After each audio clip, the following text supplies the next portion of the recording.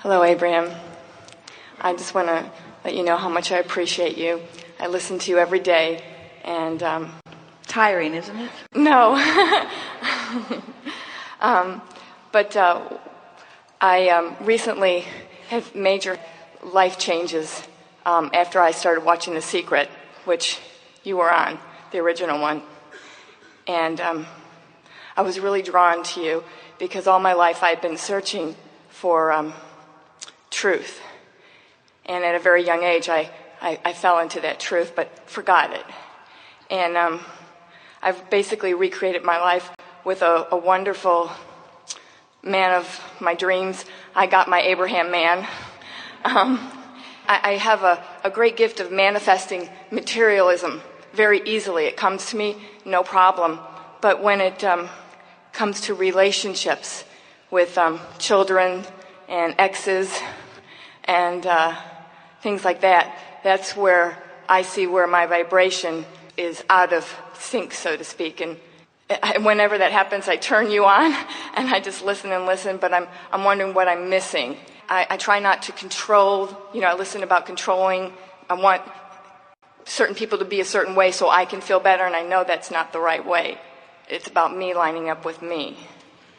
Well, we can feel that you understand all of this. It's just a matter of practicing it a little bit. And the good news is when part of your life is working just right, you said, no problem.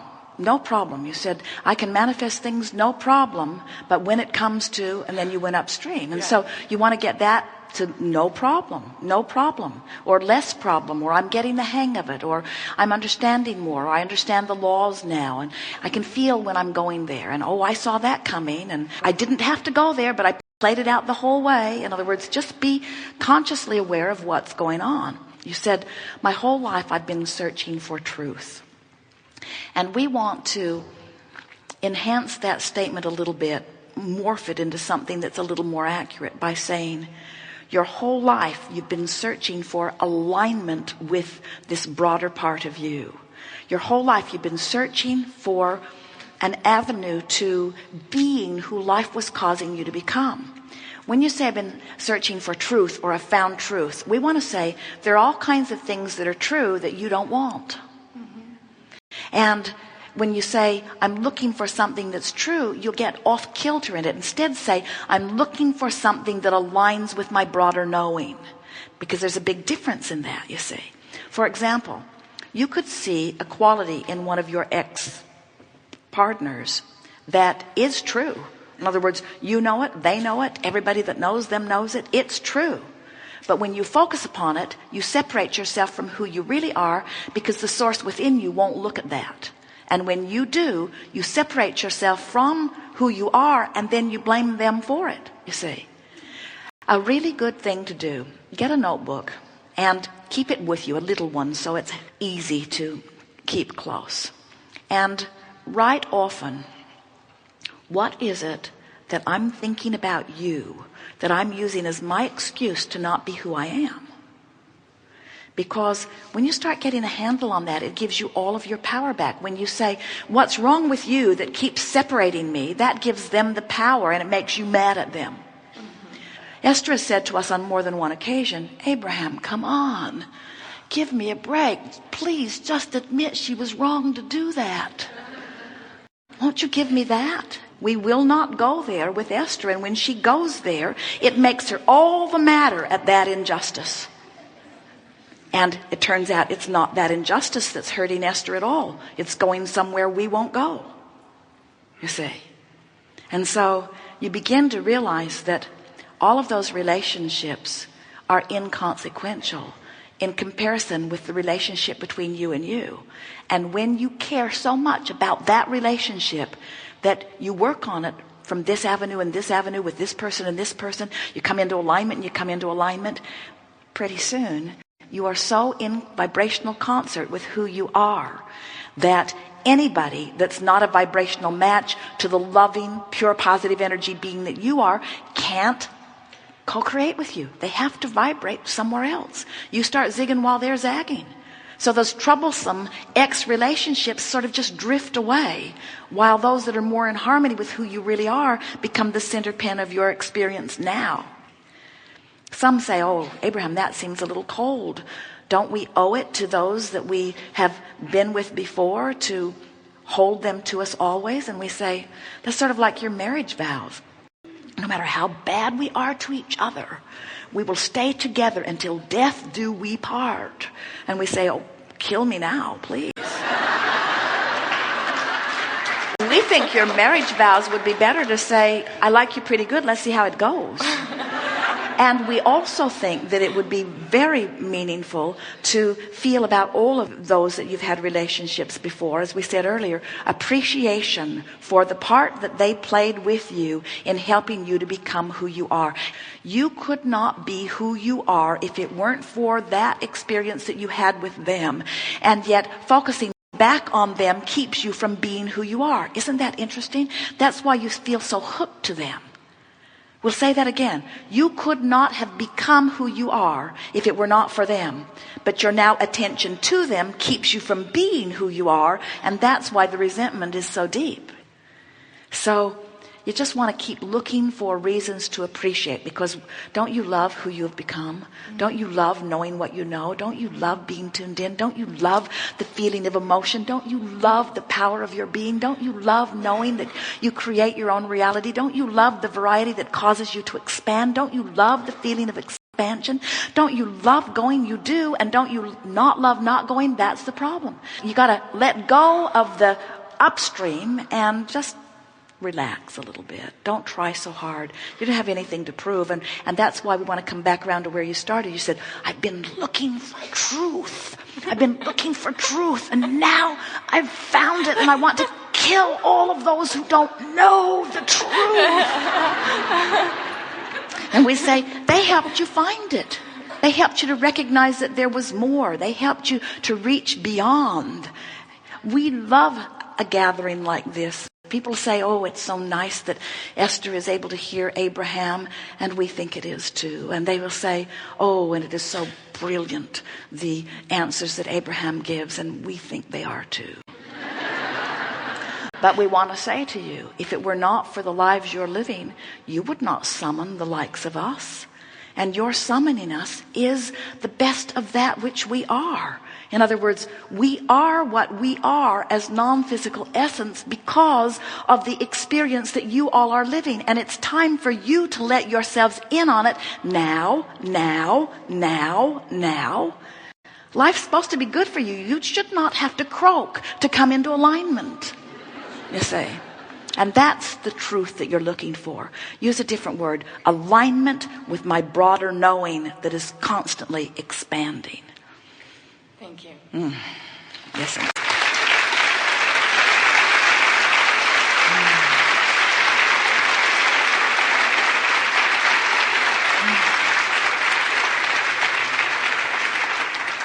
Do you know who you really are is? Do you understand that you are source energy, that you are the best of all that life has produced as that source energy being? Do you know how kind and loving and sure-footed you are? Do you know the depth of the worthiness that that part of you feels? So when you choose for some nutty reason to beat up on yourself or somebody else, you cause a vibrational separation between who you really are and who you're being, because who you really are always loves. No matter what. You say, well, now that's ridiculous. That the source within me would look at bad things and like them? It's not what we said. The source within you always loves, which means the source within you looks for the improvement. You're banging around in the contrast. You know what you don't want, but when you ask for what you do want, the source within you gives undivided attention to that. So when you are feeling some negative emotion, just stop and say, how can I rephrase this or rethink this that will give me a little feeling of release? How can I let go of the oars relative to this? And it isn't hard. Jerry and Esther have a little granddaughter, Kate, one of 4 delightful little grandchildren. And Kate, she's 5. When she comes to play with them, she brings a little toy car. And first thing she wants to do is hide it somewhere while Jerry and Esther go out of the room. And then she gives them clues so that they can find it. She tells them when they're getting warmer, and she tells them when they're getting colder. Warmer, warmer, warmer, hot, hot, hot, hot, hot. And they find it every single time. Because Kate knows where it is. And as she gives them clues and they follow the clues, there's no possible way that they would not find it. And Kate is like law of attraction. She's not squirrely. She never messes around with them. She always gives them the guidance that is accurate. Since your life has caused you to become, and the larger part of you holds that vibration and is calling you, when you begin to consciously reach for the thought and you feel the relief in finding the improved thought, before you know it, you will have reactivated within yourself the guidance system that you were born with. The guidance system of all guidance systems that lets you know in every moment which direction to move toward what you want. As Jerry and Esther are moving from Phoenix to San Diego, they move through there quite often. They know the way. It's 400 miles, point west, keep going, and they'll get there. And they never are confused or worried that they won't make it. They don't get out there in the Arizona desert and get all uncomfortable because they have not arrived in San Diego yet, and then get confused and turn around accidentally and go back to Phoenix. Can you imagine? Phoenix, Yuma, Phoenix, Yuma, Phoenix, Yuma, Phoenix, Yuma. And then they announce to each other or to the world, San Diego is an impossible dream. San Diego is incurable. They don't do that because that journey is easy to understand. It is a quantifiable journey and they know what they're doing. But sometimes we see our physical friends. You're sick. You want to be well. You get feeling pretty hopeful about it and you're really on your way toward wellness. And then you stop and take score. You don't like the results because you're not where you want to be. And you freak out and go back to Phoenix. And so then, in time, you begin to lose your way.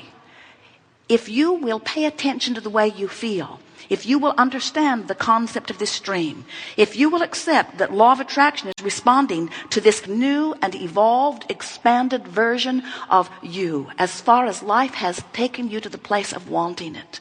And that's huge because your source energy expanded into this physical body. And you care about how you feel, and so you start listening for a better feeling thought. Before you know it, you'll be leaning in the direction of everything that you want. And once you get the hang of that, what begins to happen is, in the moment that you begin to turn upstream, you recognize it so that you can do something about it.